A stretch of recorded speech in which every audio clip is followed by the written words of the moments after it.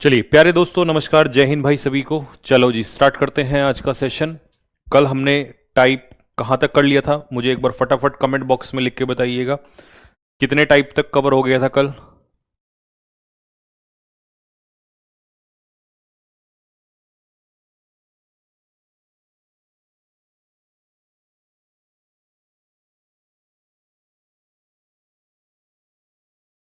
Type 9, हाँ type 9 कल मैंने करा दिया था। आई थिंक टाइप 10 से चलेंगे। करो कमेंट में एक बार जरा बताओ फटाफट लिख के कितने टाइप कवर हो चुके थे। चलो जी स्टार्ट करते हैं जी। टाइप 10 9 हो गया था, टाइप 10 से स्टार्ट करते हैं। अब जरा ध्यान से सुनना। टाइप 10 का ऐसा क्या है जो 2025 के एडिक्विटी में ये बहुत ज्यादा पूछा गया, और ये वो वाला टाइप है जिसको बच्चे अक्सर भूल जाते हैं, जिसको नहीं कर पाते हैं। तो मैंने ये 9 जो कल कराया था उसके बाद ही आपको आज ले लिया यहां पे। ठीक है, कल मैंने 9 में कौन सा कराया था आपको पता होगा, ये सभी बच्चों को। ये क्लॉज वाला कराया था, नाउन क्लॉज वाला। अब मैं आपको करा रहा हूं टाइप 10। टाइप 10 को समझने से पहले बस आपको एक बात समझनी पड़ेगी। इसमें मैं आगे जब आपको बढ़ाऊं इससे पहले एक चीज समझ लीजिएगा कि जैसे सपोज करिए मैंने आपसे कहा कि I made him wash the dishes. Wash the dishes आज के टाइप में से सबसे इंपॉर्टेंट टाइप है ये, तो ध्यान से सुनना इसको। I made him wash the dishes, मैंने उससे बर्तन धुलवाए। अगर मैं आपसे पूछूं कि यहां पर जो मेड है वो कौन सा वर्ब है, फाइनाइट है या नॉन फाइनाइट है, तो आप कहोगे भैया फाइनाइट वर्ब है। क्योंकि फाइनाइट वर्ब वो वर्ब होती है या तो वो सब्जेक्ट के अकॉर्डिंग चेंज होती है या वो टेंस के अकॉर्डिंग चेंज होती है, या तो सब्जेक्ट के अकॉर्डिंग या टेंस के अकॉर्डिंग। तो यहां पर पास्ट में किया हुआ है तो फाइनाइट को ही आप पास्ट में कर सकते हो। फाइनाइट वर्ब या तो सब्जेक्ट के अनुसार चेंज होती है या टेंस के अनुसार चेंज होती है। याद रखना, या तो सब्जेक्ट के अनुसार या टेंस के अनुसार। ठीक है, लेकिन जो नॉन फाइनाइट्स होती हैं, नॉन फाइनाइट ये किसके अकॉर्डिंग चेंज होती हैं? ये फाइनाइट पे डिपेंड करती हैं। किस पे डिपेंड करती हैं? फाइनाइट पे। फाइनाइट अपने अनुसार नॉन फाइनाइट लेता है। अब ये नॉन फाइनाइट में 3 आती हैं, या तो हमारा वर्ब होगा बेयर इन्फिनेटिव, बेयर इन्फिनेटिव, या होगा इन्फिनेटिव, इन्फिनेटिव, या होगा जिरेंड। अब मुझे जल्दी से बताओ जिरेंड क्या होता है? V1 plus ING. इन्फिनेटिव क्या होता है? 2 प्लस V1। और बेयर इन्फिनेटिव क्या होता है? सिर्फ वर्ब की बेस फॉर्म। ये तीनों। तो आपको इसमें क्या करना है, यहां पे आपको कुछ फाइनाइट वर्ब मैं बताऊंगा जो अपने पीछे अलग अलग नॉन फाइनाइट लेती है, और कौन सा नॉन फाइनाइट लेती है ये आपको लर्न ही करना पड़ेगा, इसमें कुछ और नहीं हो सकता। इसीलिए बच्चों से पेपर में गलत होता है, उन्हें पता ही नहीं चलता कि कौन सी वो वर्ब है जो पेपर में देता है जो अलग अलग नॉन फाइनाइट लेती है। ठीक है, तो मैं आपको 2 से 3 दूंगा जिनके ऊपर क्वेश्चन पेपर में ज्यादा आए हैं। ठीक है, तो वो कौन कौन सी है, चलो जी स्टार्ट करते हैं। कॉजेटिव वर्ब, जैसे कि अच्छा कॉजेटिव वर्ब क्या होता है वो भी मैं एक बार आपको थोड़ा सा यहां पे हिंट देके बता देता हूं कि कॉजेटिव वर्ब क्या है, ताकि आपको डेफिनेशन समझ में आ जाए। तो हम यहां पर लिख देंगे कॉजेटिव वर्ब। क्या है कॉजेटिव वर्ब? पहले हिंदी में लिख दूं फिर इंग्लिश में ट्रांसलेट कर देंगे। A verb in which a subject, अच्छा पहले हिंदी में लिखना था ना, जिस वर्ब के माध्यम से, जिस वर्ब के माध्यम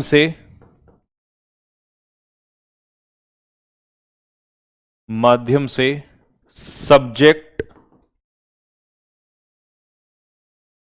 खुद कार्य ना करके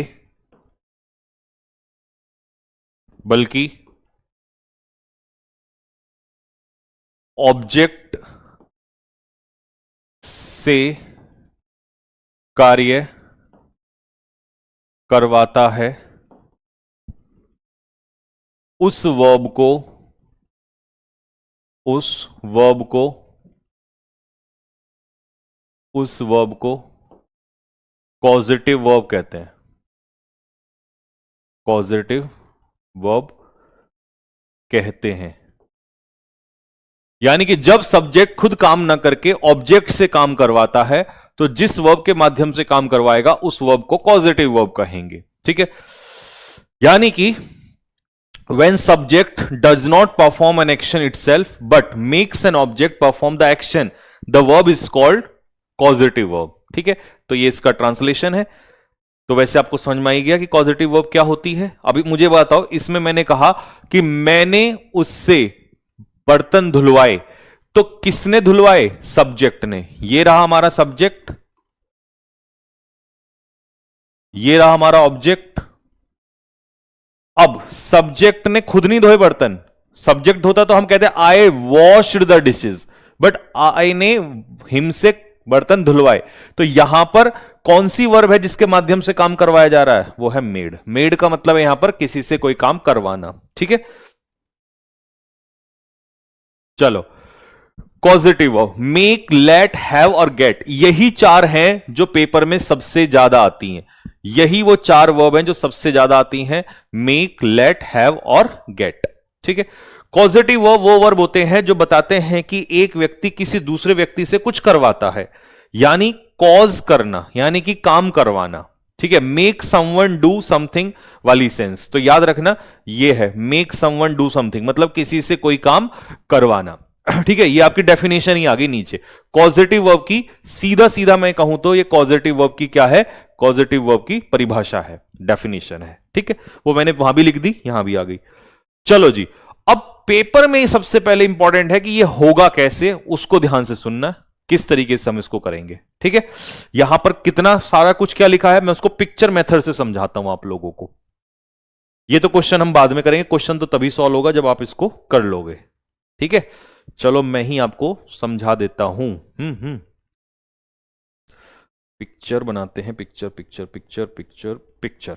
चलो लीजिए भाई, सबसे पहले आप यहां पर लो मेक।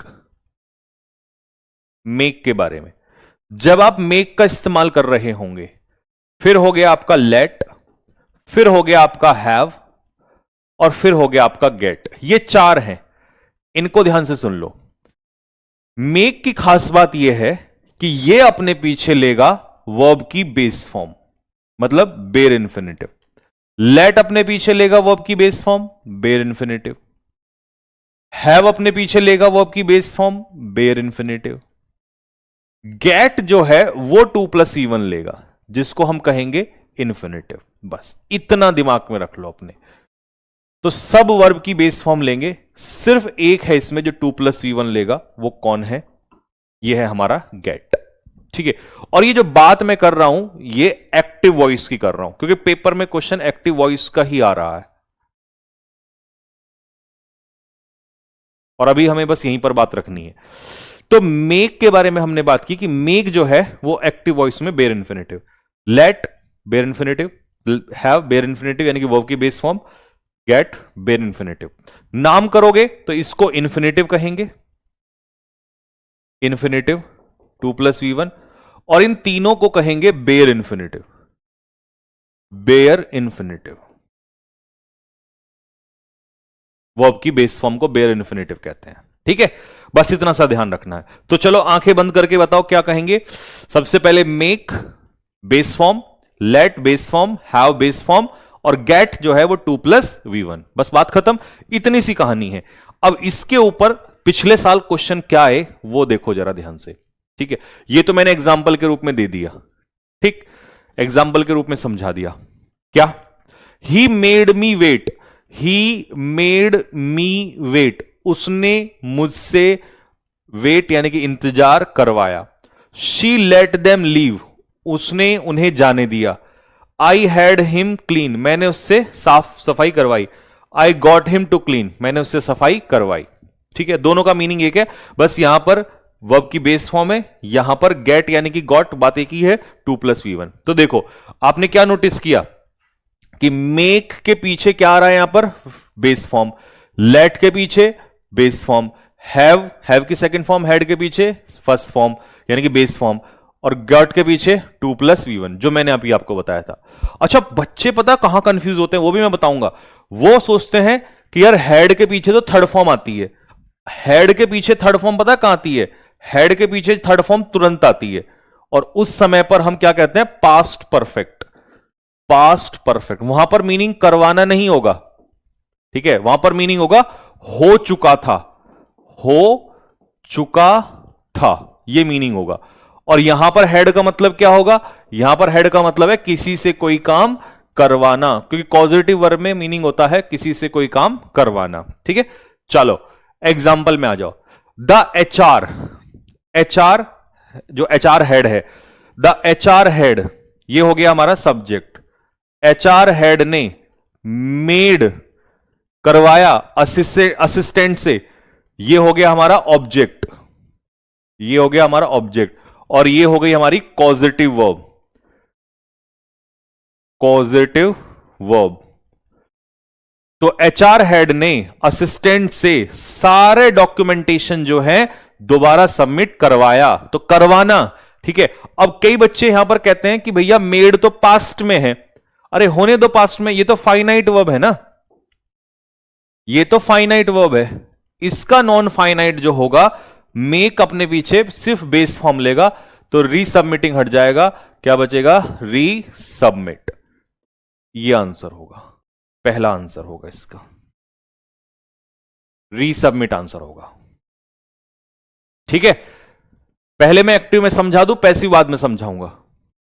मुझे पता था तुम पैसिव भी पूछोगे, लेकिन तुम पहले एक्टिव तो समझ लो। चलो जी, दूसरा क्वेश्चन करके दिखाओ फटाफट। The company got the consultants, company ने कंसल्टेंट से क्या करवाया, एक फिजिबिलिटी डॉक्यूमेंट तैयार करवाया। फिर से वही बात, करवाना, फिर से ये कौन सी वर्ब हो गई, पॉजिटिव वर्ब, यानी कि किसी से कोई काम करवाना। तो कंपनी हमारा क्या हो गया, यहां पर सब्जेक्ट हो गया, कंपनी सब्जेक्ट हो गया, कंसल्टेंट क्या हो गया, ऑब्जेक्ट हो गया, जिससे काम करवाया जा रहा है। क्या काम करवाया जा रहा है, फिजिबिलिटी डॉक्यूमेंट तैयार करवाया जा रहा है। अब मुझे बताओ गेट के पीछे हम क्या ले रहे थे, गेट के पीछे ले रहे थे 2+V1, 2+V1, तो यहां पर प्रिपेयर नहीं होगा, क्या होगा, टू प्रिपेयर होगा। तो इसका सही उत्तर क्या होगा इस बार, इस बार इसका सही उत्तर होगा बी, इसका करेक्ट आंसर होगा। किस किसने टू प्रिपेयर किया है, थम्सअप डालो कि भैया मैंने टू प्रिपेयर किया है, थम्सअप डालो कि भैया मैंने टू प्रिपेयर किया है, जिस जिसने भी टू प्रिपेयर किया हो मेरे से पहले। लो जी, तीसरे का आंसर बताओ।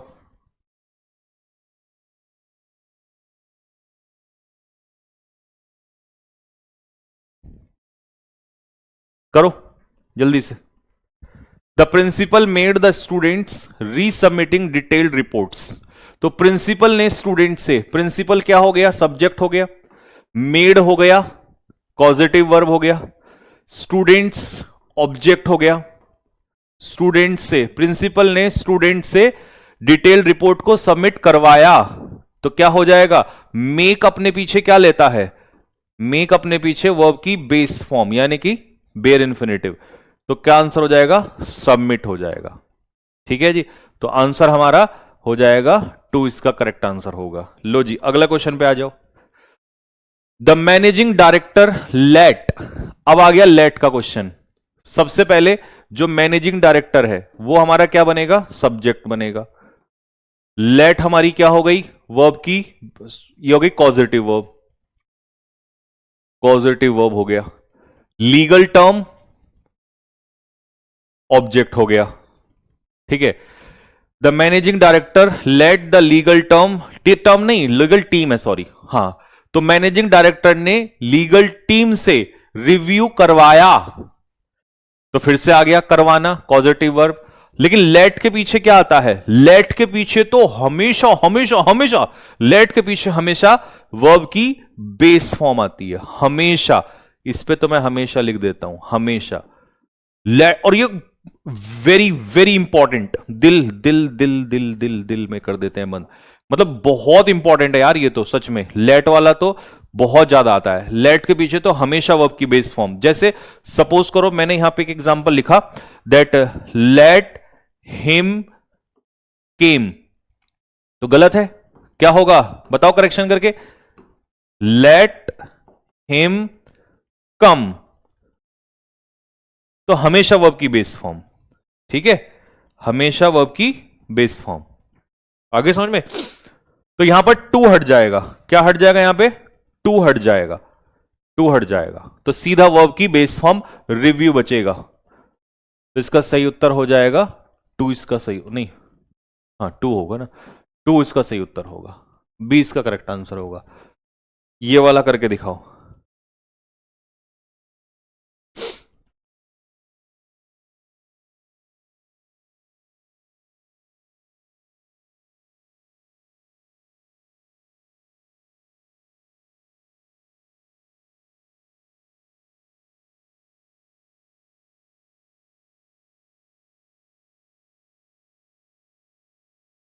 सर नोट्स बनाना कंपलसरी है क्या? काजल, नोट्स बनाना कंपलसरी नहीं है, हम लोग हैंड रिटन नोट्स देते हैं।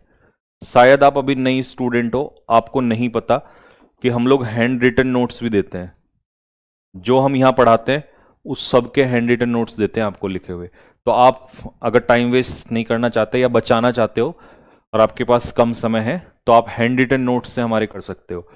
और हैंड रिटन नोट्स बढ़िया वाले देते हैं, ऐसे नहीं कि हल्के फुल्के।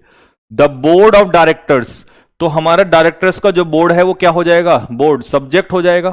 ठीक है, सब्जेक्ट। मेड कॉजेटिव वर्ब, करवाया कॉजेटिव वर्ब। किससे करवाया? फाइनेंस डिपार्टमेंट से। तो फाइनेंस डिपार्टमेंट क्या हो जाएगा? ऑब्जेक्ट हो जाएगा। फाइनेंस डिपार्टमेंट ऑब्जेक्ट हो जाएगा। ठीक है, क्या करवाया? रीअसेस करवाया।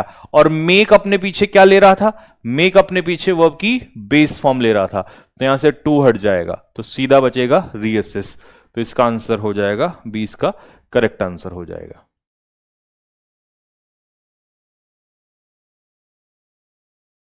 ठीक है, बात समझ में आ गया? कमेंट बॉक्स में थम्स अप मार दो कि भैया आपने ना जो बात हमें सिखाई पूरी समझ में आ गई, और बहुत धांसू चीज सिखाई आपने आज, और ये सारा हमें समझ में आ गया। क्या समझ में आ गया? चलो फिर से एक बार रिवाइज कर लो, ये रहा यहां पे। चलो, मेक क्या लेगा अपने पीछे? वर्ब की बेस फॉर्म। लेट क्या लेगा? वर्ब की बेस फॉर्म। हैव क्या लेगा अपने पीछे? वर्ब की बेस फॉर्म।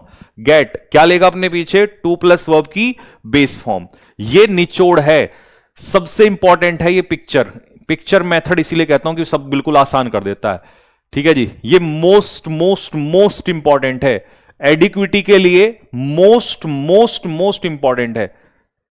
ठीक है, टीसीएस में इतना नहीं आता था, लेकिन एडिक्विटी बहुत देती है इसको, इसीलिए बच्चों से क्वेश्चन ही नहीं हिल रहे थे, उनको पता ही नहीं था ये कॉजेटिव वर्ब वगैरह क्या सब कुछ। ठीक है, तो भाई ये बहुत ही ज्यादा इंपॉर्टेंट है ये। ठीक है, समझ में आ गया सभी को? चलो एक बार रिवीजन कर लो, क्योंकि बहुत ही टफ वाला है, बहुत अच्छे वाला है, तो एक बार रिवीजन कर लो जल्दी से। बताओ मुझे जल्दी से फटाफट, मेक के बारे में बताओ, क्या लेगा अपने पीछे? मेक लिखो, मेक अपने पीछे क्या लेगा? फिर लेट अपने पीछे क्या लेगा? फिर हैव अपने पीछे क्या लेगा? फिर गेट अपने पीछे क्या लेगा? बताओ जल्दी से, मैं देख रहा हूं कमेंट बॉक्स में, बताओ जल्दी से। मेक, अच्छा ये सारी हैं क्या? पहले बताओ, इनका नामकरण करवाओ जल्दी से, क्या है ये सारी? पॉजिटिव क्रिया, पॉजिटिव वर्ब। ठीक है, क्या लेगा? वर्ब की बेस फॉर्म, वर्ब की बेस फॉर्म, वर्ब की बेस फॉर्म, वर्ब की बेस फॉर्म, या टू प्लस वर्ब की बेस फॉर्म? हाँ, टू प्लस वी वन मान लो, बात एक ही है, इन्फिनेटिव। किस किस के पांचों के चारों सही हुए हैं? किस किस के चारों सही हुए हैं?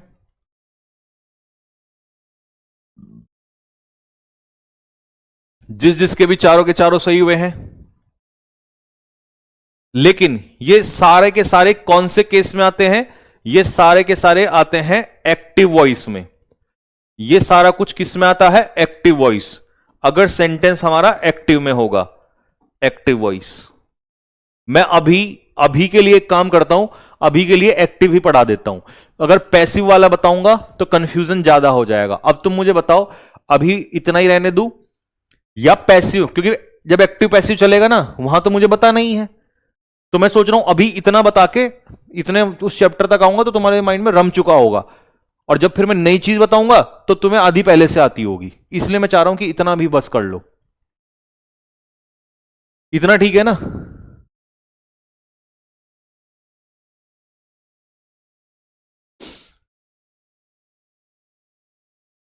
हाँ, रहने दो, सही है। क्योंकि मुझे पता है ना भाई, हर बच्चा इतना इंटेलिजेंट नहीं होता ना, तो पहले जो चीज जितनी जरूरी है उतना रहने दो। हाँ, क्योंकि पैसिव में आऊंगा तो मुझे ये सारी पढ़ानी है। एक्टिव पैसिव इनका भी बनता है, इन वर्ब का भी एक्टिव पैसिव आता है। तो पैसिव में आऊंगा तो वहां जरूरत पड़ेगी मुझे, तो बस अभी के लिए इतना ही रहने देते हैं। ठीक है, चलो, अच्छे से समझ में आ गया। दिमाग के साथ ज्यादा खिलवाड़ नहीं करना चाहिए, दिमाग बहुत ही नाजुक चीज होती है। ठीक है, चलो, टाइप 11। अब ये तुम्हें बहुत आसानी से समझ में आ जाएगा। देखो बच्चों, सबसे पहले हमने कहा मोर देन वन। जब भी कभी मोर देन वन लिखा है, इसको छोड़ो, मैं इसी को अपने हाथ से लिख के बताता हूं तो आपको और अच्छे से समझ में आ जाएगा। सपोज करो पेपर में ये लिखा हुआ आ जाए, मोर देन वन, प्लस अगर इस वन के बाद नाउन पूछेगा तो बताओ कौन सा नाउन आएगा? अगर यहां पर होगा मोर देन टू, अब वन को छोड़ के कुछ भी आ जाए, 2, 3, 4, कुछ भी मतलब कुछ भी, मोर देन 100 कह दो, 100 कह दो, 1000, कुछ भी कह दो, मतलब वन के अलावा कुछ भी। तो बताओ यहां क्या आएगा? अब बताओ कैसा नाउन लगाऊं? देखो, अगर कभी भी वन के बाद नाउन पूछेगा, ध्यान से देखना, वन के बाद एक और लिखता हूं, तीसरा टाइप भी इसी में बना देता हूं, 1, 2, 3। एक केस आता है मोर के बाद नाउन पूछेगा, मोर के बाद यहां पर नाउन पूछेगा, plus then plus one plus. चलो, अब तुम मुझे जल्दी से पहले यह बता दो कि यहां नाउन कौन कौन सा आएगा। देखो, पेपर में ध्यान रखना भैया, वन के साथ आएगा तो सिंगुलर नाउन आएगा, वन के साथ आएगा तो सिंगुलर नाउन आएगा, बस। 2, 3, 4, 100 के साथ आएगा तो प्लूरल नाउन आएगा, प्लूरल नाउन आएगा। ठीक है, 2, 3, 4, 100 के साथ प्लूरल नाउन आएगा, वन के साथ सिंगुलर नाउन आएगा। लेकिन ध्यान रखना, अगर मोर के हिसाब से पूछे तो मोर हमेशा ज्यादा होता है, मोर मतलब हमेशा ज्यादा होता है, तो इसीलिए यहां सिंगुलर नहीं आएगा, यहां भी हमेशा प्लूरल आएगा। पंगा कहां होता है, बच्चा पता क्यों फंसता है? बच्चे इसलिए फंसते हैं क्योंकि उनको लगता है यार वन तो यहां पर भी है, वन यहां पर भी है, तो अभी देखना कैसे होगा। आपने वन के हिसाब से नाउन लगाया सिंगुलर, 2, 3, 4 के हिसाब से प्लूरल, ठीक है। तो जब यहां पर नाउन, वर्ब हमेशा किसके हिसाब से आएगी? नाउन के हिसाब से। सिंगुलर नाउन है तो सिंगुलर वर्ब, प्लूरल नाउन है तो प्लूरल वर्ब।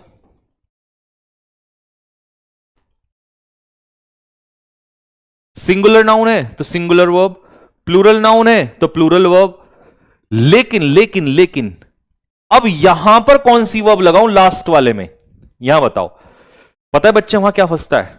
बच्चा इसलिए फंसता है, वो कहता है वन है, वन के हिसाब से सिंगुलर लगाऊंगा। फिर मैं कहता हूं भाई नाउन तो देख ले यहां कैसा है, नाउन तो तूने प्लूरल बना रखा है, वो कहता है सर जी यहां भी तो वन है। मैं कहता हूं कि बेटा यहां तो वन के हिसाब से नाउन लगा रहा था, तो वन के हिसाब से सिंगुलर नाउन। यहां तो वन के हिसाब से नाउन नहीं लगा रहा है, नाउन तेरा यहां पहले ही लग चुका है। तो यहां किसके हिसाब से नाउन लगा है? मोर के हिसाब से। तब जब तुम मोर के हिसाब से प्लूरल नाउन लगाए बैठा है तो तुझे नाउन के हिसाब से ही लगानी है वर्ब, प्लूरल वर्ब। तो मैंने पूछा कि भाई तुझे डाउट होगा? उसने कहा सर जी देखो दो बातों में तो कभी डाउट नहीं होगा, यहां पर वन के हिसाब से सिंगुलर नाउन, तो सिंगुलर नाउन के हिसाब से सिंगुलर वर्ब। यहां पर 2 3 4 के हिसाब से प्लूरल नाउन, तो प्लूरल वर्ब। यहां मैं फंस सकता हूं क्योंकि मुझे यहां वन के हिसाब से लगेगा, बट मैं कहूंगा कि भाई वन के हिसाब से तभी जाना जब वन के हिसाब से तू नाउन लगाएगा, क्योंकि यहां तूने वन के हिसाब से नाउन लगाया है। तो सर फिर मैं क्या करूं? तो तुझे यह देखना है कि तू नाउन कहां लगा रहा है। नाउन तू मोर के हिसाब से लगा रहा है, तो मोर के हिसाब से मतलब है प्लूरल नाउन। और जब तेरा नाउन प्लूरल तो तेरी वर्ब भी प्लूरल। लाडले समझ में आ गया हो तो जल्दी बता, फटाफट थम्स अप डाल। एकदम क्लियर है बात? 3 कैटेगरी मैंने एक साथ ले ली, नहीं तो यहां डाउट हो जाता है, बच्चे को कंफ्यूजन हो जाएगा। वन के हिसाब, भैया आंख बंद करके, किसके हिसाब से नाउन आएगा? सॉरी वर्ब किसके हिसाब से आती है? जैसा नाउन होगा। अब नाउन कैसा होगा वो देख लो। वन के हिसाब से सिंगुलर, तो सिंगुलर वर्ब। 2 3 4 के हिसाब से प्लूरल नाउन, तो प्लूरल वर्ब। यहां पे मैं वन के हिसाब से नाउन ही नहीं लगा रहा, यहां पर तो मैं मोर के हिसाब से जा रहा हूं, और मोर के हिसाब से प्लूरल है तो मेरी वर्ब भी प्लूरल होगी। अब देखो कितने टाइप उड़ेंगे, हवा हवा हवा हवाई उड़ा देंगे। देखो लो, स्कोर पूछूंगा मैं भी आपका।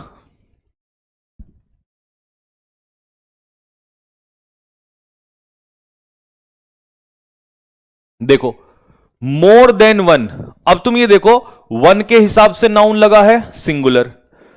जब नाउन हमारा सिंगुलर है वन के हिसाब से, वन के हिसाब से नाउन सिंगुलर है, तो हमारी वर्ब भी कैसी होगी? सिंगुलर। लो जी अगले आ जाओ। मोर देन वन ऑफिसर, वन के हिसाब से नाउन लगा है हमारा कैसा? सिंगुलर। जब वन के हिसाब से सिंगुलर है तो हमारी वर्ब भी कैसी होगी? सिंगुलर होगी। मोर देन वन वर्कर, अब वन के हिसाब से वर्कर लगा है तो कैसा है वर्कर? सिंगुलर।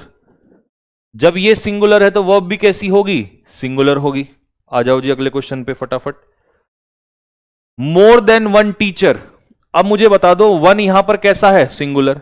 तो वन टीचर के हिसाब से टीचर सिंगुलर है, टीचर सिंगुलर है तो वर्ब क्या आएगी? सिंगुलर। वन प्लेयर सिंगुलर है तो वर्ब भी कैसी आएगी? सिंगुलर। वन साइंटिस्ट सिंगुलर है तो वर्ब भी कैसी आएगी? सिंगुलर। लो जी। वन पॉलिटिशियन सिंगुलर है तो वर्ब भी कैसी आएगी? सिंगुलर। वन चाइल्ड सिंगुलर है तो वर्ब भी कैसी आएगी? सिंगुलर। सारे देख रहे हो वन के हिसाब से लगाया मैंने, और एग्जाम्पल इतने सारे इसलिए दे रखे हैं कि ताकि तुम्हारे दिमाग में घुस जाए। लो जी। One actor more than one के हिसाब से चल रहा है तो सिंगुलर। वन डॉक्टर वन के हिसाब से चल रहा है तो सिंगुलर, तो सिंगुलर। वन सिंगर के हिसाब से सिंगुलर चल रहा है तो सिंगुलर। तुम्हारे तो आत्मा भूत प्रेत को भी करवा दूंगा मैं। लो जी। वन मिनिस्टर के हिसाब से चल रहा है तो भैया सिंगुलर। वन जज के हिसाब से वन जज सिंगुलर है तो भैया सिंगुलर। वन इंजीनियर के हिसाब से इंजीनियर सिंगुलर आया तो सिंगुलर। खत्म, ये वाला खत्म हो गया। अब ये वाला जो कौन सी कैटेगरी है, ये वाली कौन सी कैटेगरी है वो ध्यान से सुनना। ये वाली कैटेगरी है मोर प्लस प्लूरल नाउन। अब आप यहां पर वन के हिसाब से नहीं चल रहे हो, अब यहां पर आप वन के हिसाब से नहीं चल रहे हो, यहां पर किसके हिसाब से? मोर के हिसाब से। तो मोर के बाद क्या आ रहा है? Plural noun. जब नाउन प्लूरल है तो वर्ब भी कैसी आ रही है? प्लूरल ही आएगी। बात समझ में आया? वहां पर क्या हो रहा था? वहां पर वन के बाद नाउन था तो नाउन के हिसाब से आप वर्ब लगा रहे थे।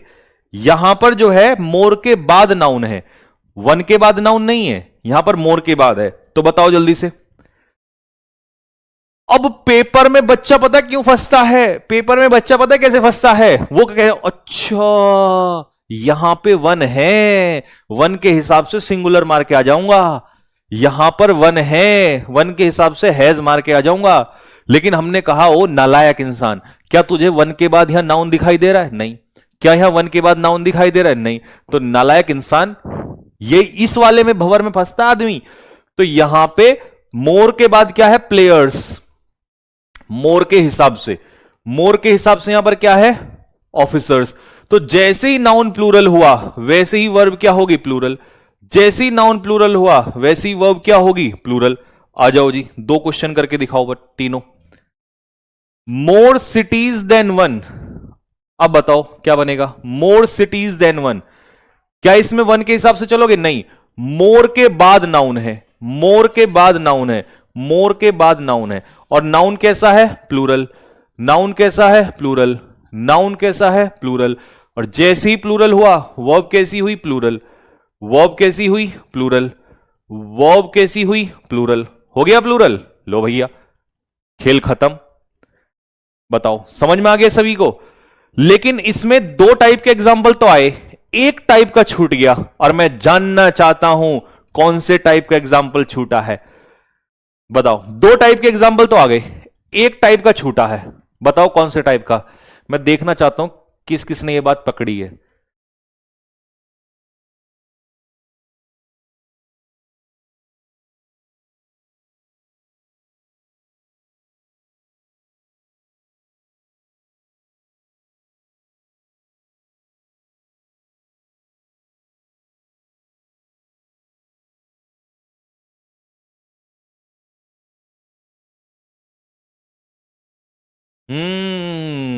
Good good good good. कौन से वाले के छूटे हैं, इस वाले के छूटे हैं। तो चलो इसका मैं आपको दो एग्जांपल दे देता हूं यहीं पर ही, ठीक है। ये रहा, इसमें जो टाइप बी वाला, बी मान लेते हैं इसको, इसका बी का एग्जांपल दे देते हैं।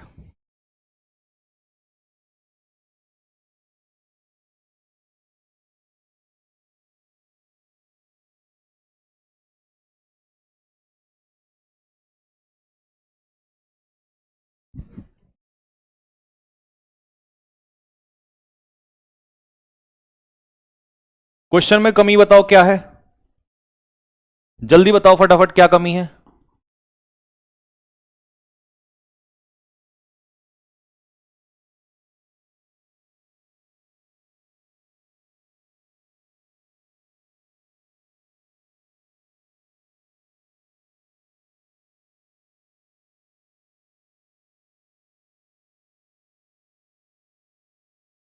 बताओ, दोनों क्वेश्चन में मिस्टेक बताओ क्या है, कहां कमी हुई है हमसे। अरे यार गधे हो तुम लोग, बिल्कुल गधे हो, गधे हो। तुमने यहां पर हैज का हैव कर दिया, चलो माना कि तुमने यहां पर हैज का हैव कर दिया, पर तुम पकड़ नहीं पाए ना, पकड़ नहीं पाए भाई, नहीं पकड़ नहीं पाए।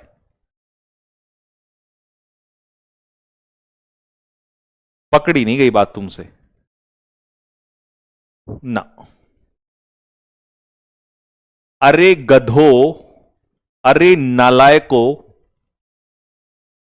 क्या भी बताया था मैंने। जब यहां पर वन की जगह 2 3 4 5 6 7 8 9 होगा तो उसके हिसाब से नाउन भी तो चेंज होगा, तो ये भी तो प्लूरल होगा, तभी तो इसके हिसाब से प्लूरल लगाओगे। यहां पर 100 लिखा है तभी तो प्लूरल होगा कैंडिडेट्स, और उसके हिसाब से तभी तो हैव लगाओगे, तो वो भी ध्यान रखना है। हां, अब मजा आया। अब जरा थम्स अप डाल दो। टाइप 11 और टाइप 12 पूरा खत्म कर दिया मैंने यहां पे। जल्दी बताओ फटाफट, ये पूरा समझ में आ गया। पिक्चर मेथड कैसा लगा भैया, पिक्चर मेथड हमारा देसी मेथड।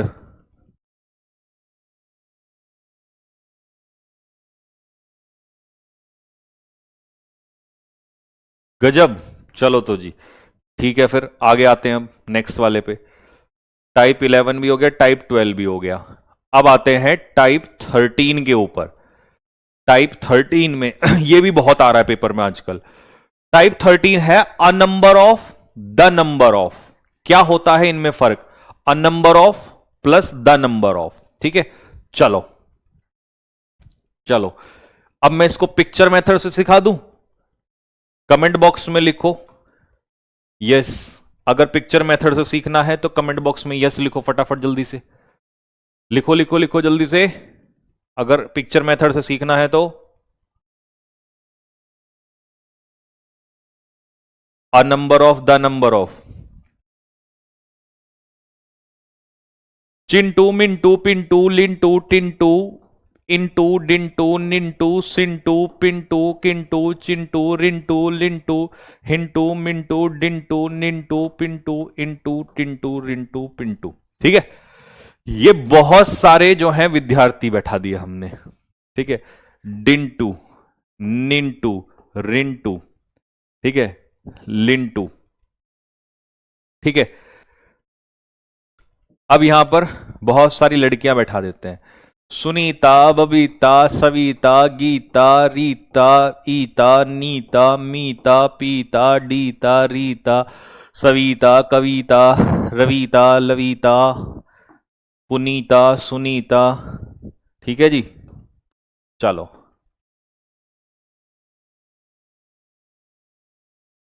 चलो अब जरा ध्यान से देखना।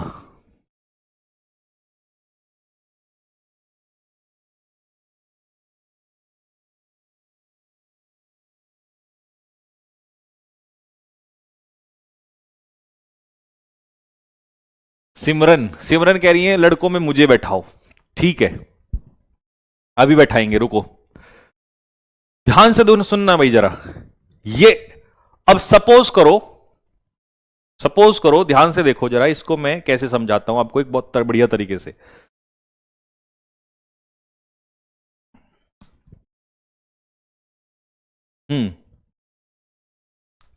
चलो ऐसे समझो, मान लो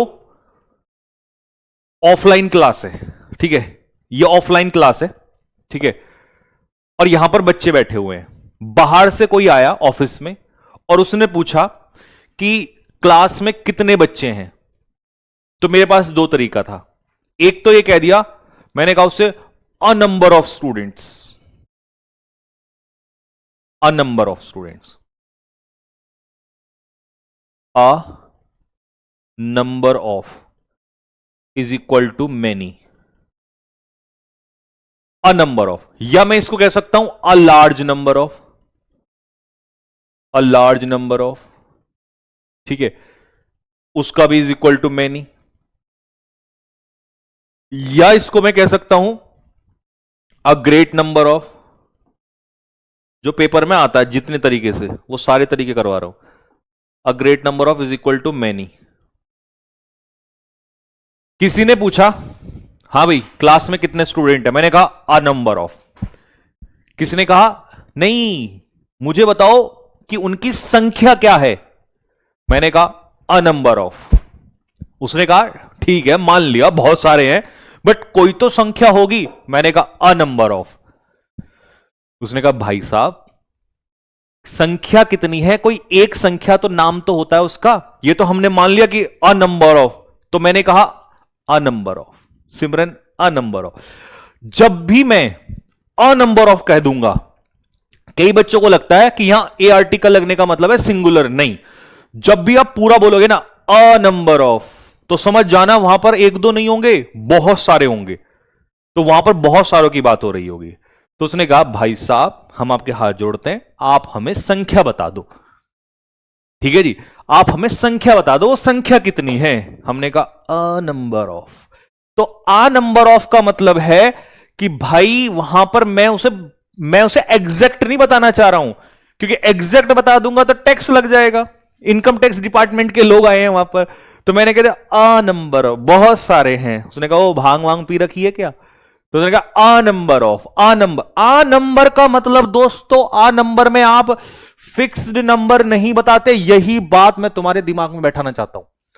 अ नंबर ऑफ का मतलब होता है many, a large number of many, a great number of many. तो इनके बाद हमेशा नाउन प्लूरल होगा। कैसा नाउन होगा, हमेशा प्लूरल नाउन आएगा।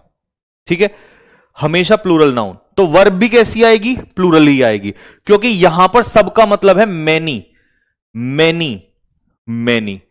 तो कैसा नाउन आएगा? Plural noun, plural verb. इसमें वर्ब का खेल है, तो यहां पर आएगी प्लूरल वर्ब। ठीक है, अ नंबर ऑफ। उसने कहा हो सुन ले, भांग वांग पी रखी है क्या, हमें एक नंबर बता दे, नहीं तो रेट डाल देंगे अभी।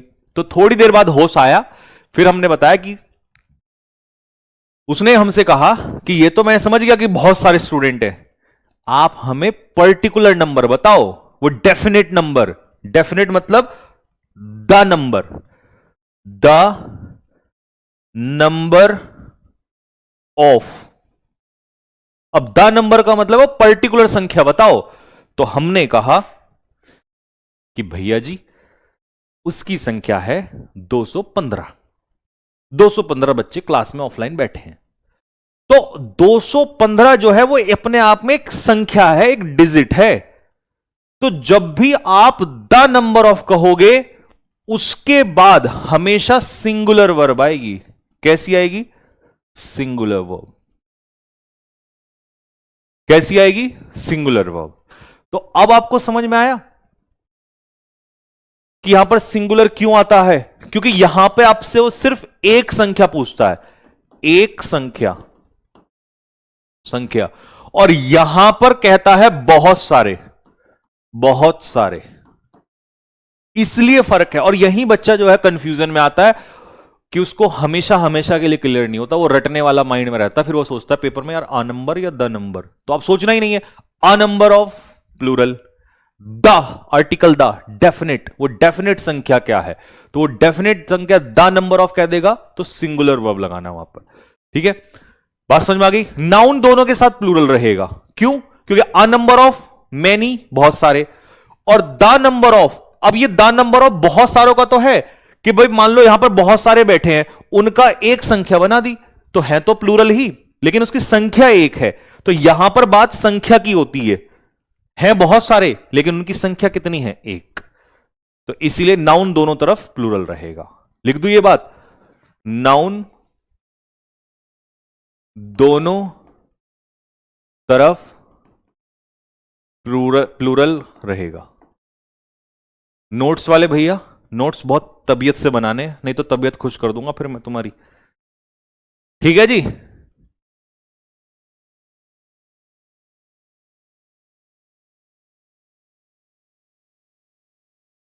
ठीक है, चलो जी। अब मुझे बताओ जल्दी से, अब मैं नहीं बताऊंगा, अब तुम बताओगे वर्ब कौन सी लगेगी, सिंगुलर या प्लूरल? मेरा काम खत्म हो चुका है, अब तुम्हारा काम शुरू हो गया।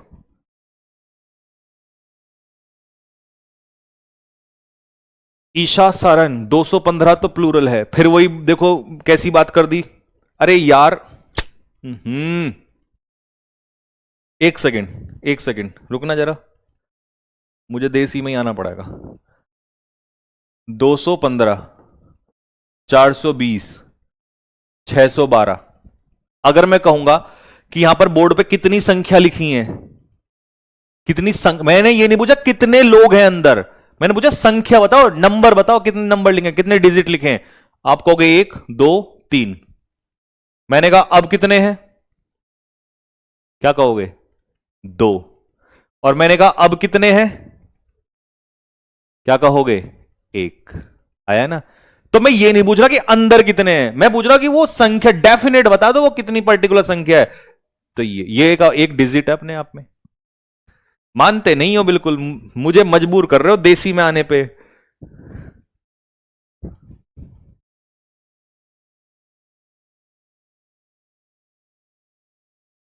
चलो जी, अ नंबर ऑफ। अब जैसे वो है अ नंबर ऑफ, जैसे ऐसे हाथ खुले ना शाहरुख खान की तरह, अ नंबर ऑफ, समझ जाना अ नंबर ऑफ का मतलब क्या होता है? मैनी। तो आंसर यहां पर क्या हो जाएगा? आर।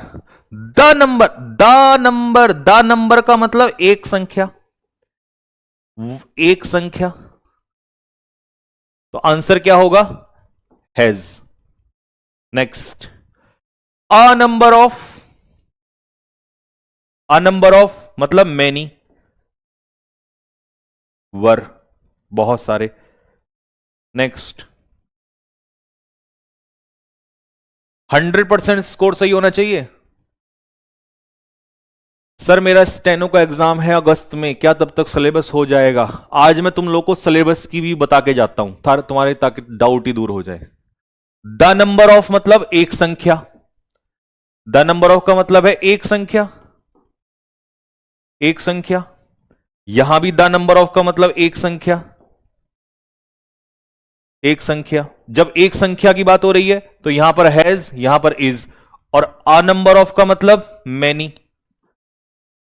तो यहां पर आंसर क्या होगा? हैव हो जाएगा। लो जी, बताओ। अब मैं अंडरलाइन नहीं कर रहा हूं, मैं सीधा सीधा कर रहा हूं। अ नंबर ऑफ मतलब many. Are. The number of मतलब एक संख्या। एक संख्या। तो आंसर क्या होगा? वॉज। अ नंबर ऑफ मतलब मैनी। तो आंसर क्या? ओ हो। अब अ नंबर ऑफ मतलब मैनी, प्लूरल। प्लूरल के साथ एस नहीं लगता, तो इसीलिए इंजॉय। एस वाला खेल मैंने सिखा रखा है। लो जी भैया, कमी नहीं आने एग्जाम्पल की। लगाओ जल्दी से फटाफट, बताओ। The number of, the number of का मतलब एक। द नंबर ऑफ का मतलब एक। एक का मतलब हैज। एक का मतलब has. A number of, a number of मतलब मैनी। और जैसे ही मैनी हुआ वैसे ही आर। तुम्हारे तो बुद्धि में घुसा दूंगा मैं ये सारे question. A number of, a number of, a number of मतलब मैनी। तो इसका आंसर होगा वर। बात समझ में आ गई सभी को? जल्दी लिख दो फटाफट कि हाँ भैया सारा समझ में आ गया है हमें। जब भी हम करेंगे अ नंबर ऑफ मैनी, जब भी कहेंगे द डेफिनेट द नंबर, तब आएगा सिंगुलर।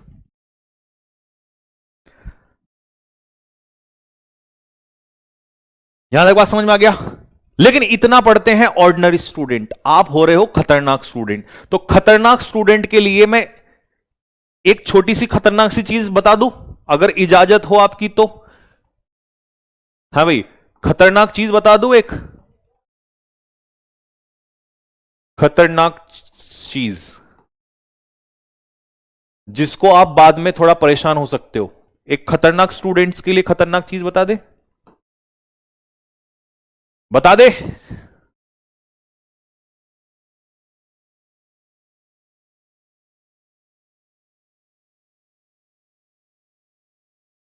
जी, आदेश, ठीक है। अब एक क्वेश्चन ध्यान से सुनना, बड़े प्यार से समझाएंगे हम आपको। The number, the number of students, the number of students has oblique have increased increased this year, इस साल। आंसर बताओ मुझे फटाफट, इसका क्या होगा? दूसरा, the number, the number of students, the number of students who,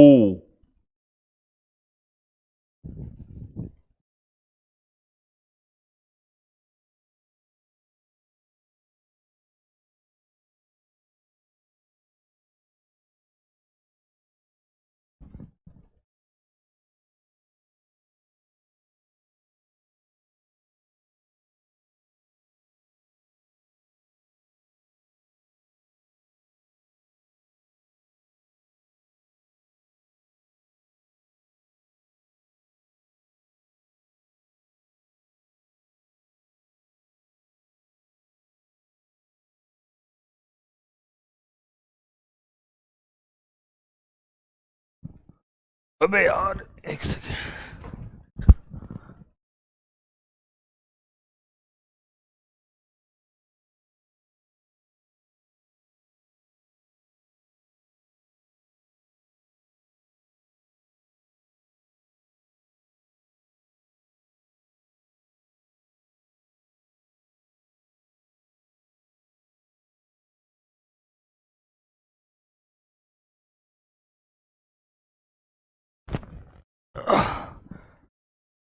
हां जी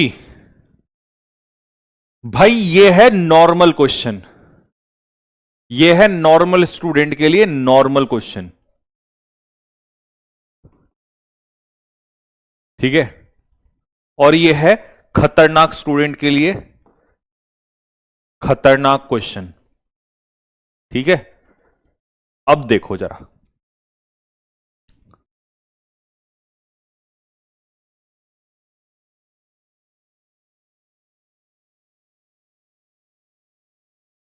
देखो सबसे पहला काम, इसमें तो कोई दिक्कत नहीं है क्योंकि यहां पर तो एक ही वर्ब है, इंक्रीज, और इस वर्ब का सब्जेक्ट एक ही होगा, और सब्जेक्ट कौन है इसका? The number. द नंबर का मतलब क्या होता है? एक संख्या। ठीक है, संख्या। ठीक है, तो इस साल जो बढ़ा है वो स्टूडेंट्स का संख्या बढ़ा है, तो संख्या के हिसाब से हम लोग यहां पर क्या ले रहे हैं? एक संख्या के हिसाब से आंसर हैज। पहले वाला टिक हो गया, सबका सही हो गया होगा। क्या तुम्हें ऐसा नहीं लग रहा, क्या तुम्हें ऐसा नहीं लग रहा कि ये तो वही तो सेम क्वेश्चन है जो ऊपर है, बस बीच में जो ये डाला है ना, ये कौन सा क्लॉज? वाह जी वाह, जब हमारे स्टूडेंट खतरनाक है तो इनसे अब हम खतरनाक चीज पूछ सकते हैं। मुझे बताओ कौन सा क्लॉज है, क्योंकि ये वर्ब है, इससे पहले ये सब्जेक्ट है, तो ये क्लॉज है, सब्जेक्ट प्लस वर्ब क्लॉज होता है। बताओ, अगर तुमने आज बता दिया ये कौन सा क्लॉज है, मान जाऊंगा भाई साहब मैं भी कि हां, दमदार मेहनत कर रहे हैं हम। बताओ कौन सा, और सबका एक ही उत्तर होना चाहिए, गलत नहीं होना चाहिए। बताओ ये कौन सा क्लॉज है? भाई सबसे पहला आंसर आया, हर्ष जैन नाम का एक लड़का है। हर्ष, लव यू, दिल खुश कर दिया भाई। पहला उत्तर सबसे पहले और सबसे सही आंसर दिया भाई ने। देखो भाई, मुझे बताओ, यहां सब कुछ जो चल रहा है, इंग्लिश सीख रहे हैं संजीव सर से, कौन, किसकी बात हो रही है? ये किसकी इंफॉर्मेशन दी जा रही है? स्टूडेंट्स। और स्टूडेंट्स यहां पर क्या है? नाउन। और नाउन की विशेषता कौन बताता है? एडजेक्टिव। इसका मतलब ये एडजेक्टिव क्लॉज है, ये एडजेक्टिव क्लॉज है, इसका मतलब ये एडजेक्टिव क्लॉज है। बस मुझे क्लॉज जानना था। अब तो मुझे ये बताओ, जब तुम्हें ये बात पता है कि ये सारी इंफॉर्मेशन स्टूडेंट्स की चल रही है, तो यहां पे जो मैं वर्ब लगाऊंगा वो स्टूडेंट्स के हिसाब से लगाऊंगा।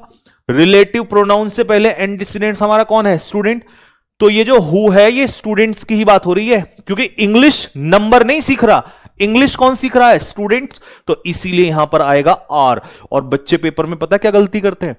बच्चे पेपर में गलती करते हैं, हमें तो पढ़ाया था द नंबर ऑफ सिंगुलर होता है, उसके साथ singular.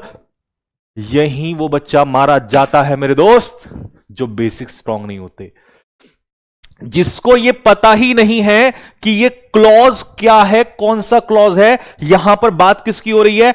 Learning English, adjective clause, noun की बात हो रही है। तो यहां पर स्टूडेंट का जिक्र हो रहा है, स्टूडेंट सीख रहा है, तो मुझे स्टूडेंट के हिसाब से यहां लगाना है। नंबर जो है वो इंक्रीज हुआ है, तो नंबर के हिसाब से अभी भी मुझे यहां पर क्या लगाना पड़ेगा? इज लगाना पड़ेगा। मेरे दोस्त, मैंने क्या कहा था? वो जो मेहनत हुई है ना शुरू में, वो बहुत सोच समझ के हुई है। अब जल्दी से दिल फेंक के मारो कि भैया एकदम ही क्लियर हो गया। अगर पेपर में होता तो बहुत स्टूडेंट कंफ्यूज हो जाते कि द नंबर ऑफ को तो हम सिंगुलर मानते हैं, और ये जो पेचीदा चीज मैंने, एडिक्विटी क्या कर रहा है? एडिक्विटी यही तो कर रहा है, बीच में क्लॉज फंसा देगा, सेंटेंस को लंबा सा खींच देगा और बच्चे को फंस जाएगा वहीं पे। लेकिन औकात है तो फंसा के दिखा ले अब हमारे बच्चों को। एक एक बात क्लियर है बिल्कुल बिल्कुल।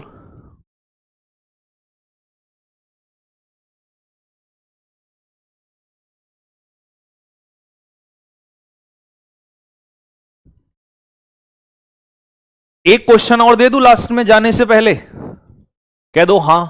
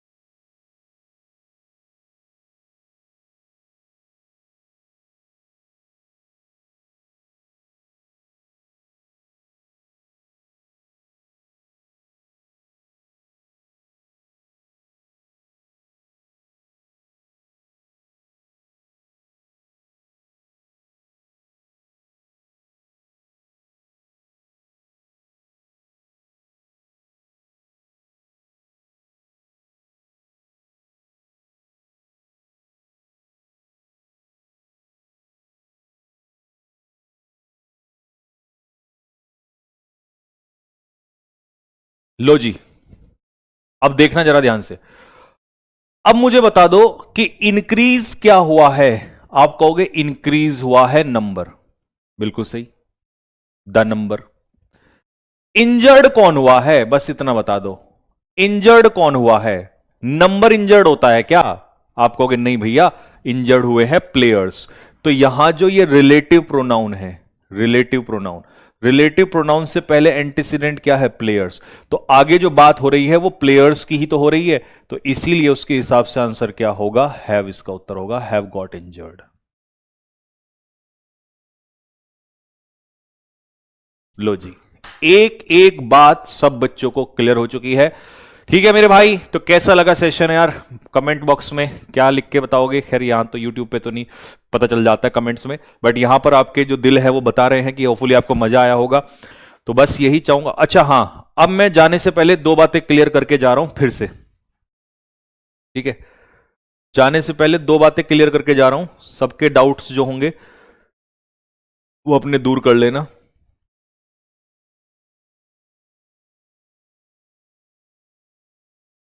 अच्छा, ये जो मैंने खतरनाक वाला टाइप सिखाया ना, इसको मैंने यहां नाम दे रखा है संजीव सर स्पेशल, ठीक है? तो ये वही चीज है रिलेटिव प्रोनाउन। जब बीच में रिलेटिव प्रोनाउन आ जाए तो उससे पहले जैसा नाउन होगा, प्लूरल नाउन है तो यहां पर भी कैसी वर्ब होगी? प्लूरल वर्ब होगी, ठीक है? ये अभी जो सिखाया है। और सिंगुलर वर्ब किसके हिसाब से आएगी? द नंबर ऑफ के हिसाब से। तो ये वही चीज है। जैसे इसका एग्जांपल देख लो, the number of students who was oblique were absent yesterday was oblique were surprisingly large. वो बहुत बड़ा था। तो बहुत बड़ा क्या था? संख्या थी। तो इसका मतलब the number of, the number of के हिसाब से यहां पर क्या आ जाएगा? वॉज। लेकिन जो एब्सेंट थे, वो एब्सेंट कौन थे? स्टूडेंट। तो हु से पहले यहां पर स्टूडेंट्स प्लूरल है, तो यहां पर आंसर आ जाएगा वर आ जाएगा, ठीक है? सब में रिलेटिव प्रोनाउन मिलेगा। ये रहा रिलेटिव प्रोनाउन, ये रहा रिलेटिव प्रोनाउन, ठीक है? तो इसको खुद से सॉल्व कर लेना। अब मैंने टाइप सिखा दिया और एग्जांपल तुम्हें पता ही है, मैं भर भर के देता हूं। तो ये रहा रिलेटिव प्रोनाउन, ये रहा रिलेटिव प्रोनाउन, ये रहा रिलेटिव प्रोनाउन, ठीक है? अब देखो, रिलेटिव प्रोनाउन से पहले यहां पर बर्ड्स प्लूरल है, तो माइग्रेट कौन कर रही है? बर्ड्स। दर्शक उपस्थित थे, वर, ठीक है? यहां पर पार्टिसिपेंट्स के हिसाब से आंसर हो जाएगा हैव, ठीक है? अब बचा क्या? जैसे यहां पे 220, 220 क्या है? नंबर, तो आंसर हो जाएगा इज। रिमार्केबल क्या है? स्पेक्टेटर्स का नंबर, वॉज। इंक्रीज क्या हो रहा है हर साल? Number, is. ठीक है भाई, बात समझ में आ गई? ये वही चीज है जो मैंने अभी आपको सिखाई। लो, और ये तीनों होमवर्क में है, इसको होमवर्क में लिखोगे अपने आप, ठीक है?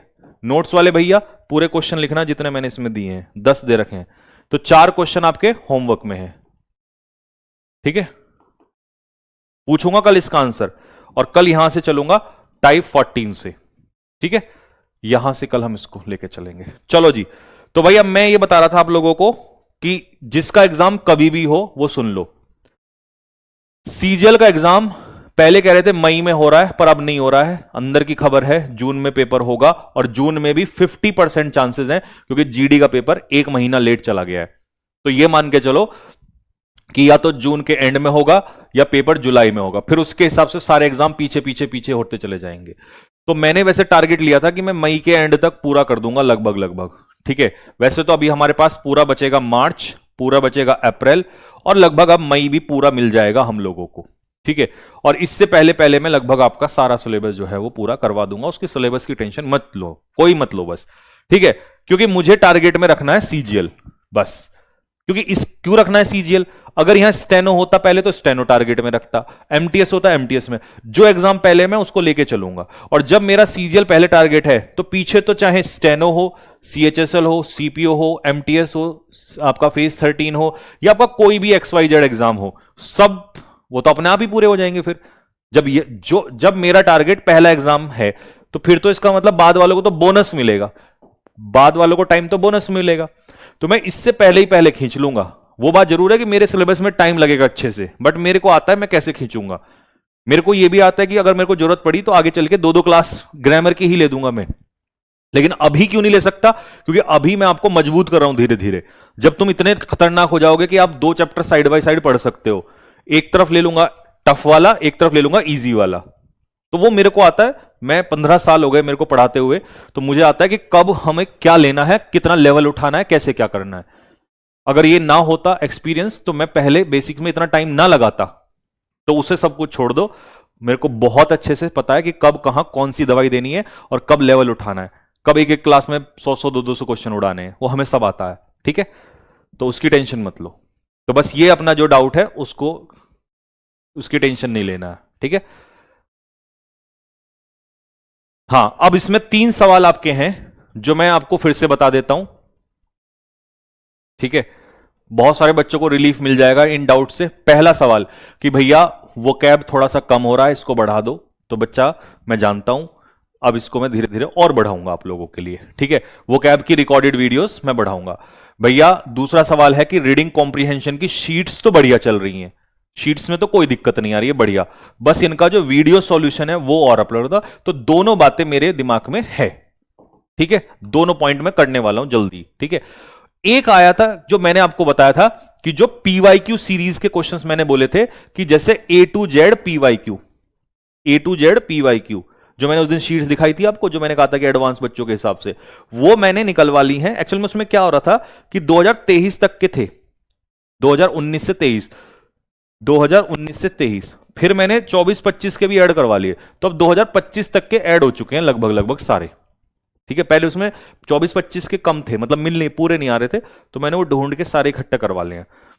ठीक है, लगभग लगभग ऐसे मान लो जैसे ए में ही 200 के प्लस कुछ वर्ड है ना, तो वो उनकी अब ये तो क्योंकि ऐसा नहीं है मुझे रेगुलर अपडेट करनी है, इसमें तो ऐसा है जैसे मान लो 4 दिन में एक अपलोड कर दी, 4 दिन आपको रिवीजन के लिए भी चाहिए होंगे, फिर अगले 4 दिन में एक डाल दी, फिर 2 दिन में एक अगले डाल दी, तो ये तो मैं ऐसे डालूंगा, इसकी तो कोई ज्यादा हेडेक नहीं है। ठीक है, ये मेरे माइंड में है, मैं इसके ऊपर स्पीड बढ़ाता हूं और जल्दी से। ठीक है, तो यही वो जो है मेन आपके वो है डाउट।